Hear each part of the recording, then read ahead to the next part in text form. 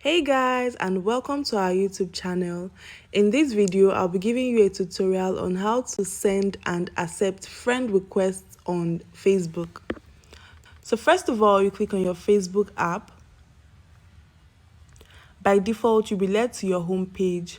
Below, you can see there are 6 icons here: home, watch, marketplace, profile, notifications, and menu. Here you click on menu. Under all shortcuts, the first option you see is friends. You click on it. Here you can choose to accept previous friend request that has been sent to you by clicking the confirm button, or for you to send out your own friend request, you just click on the search button at the top right here, and you can search for anyone you wish to send a request to, maybe your family or your friends. You click on this, and then for you to send out your own friend request, you click on add friend. And that's how to send and accept friend requests on Facebook. I hope this video has helped you out. Don't forget to give this video a big thumbs up and stay tuned for more tutorials in the future.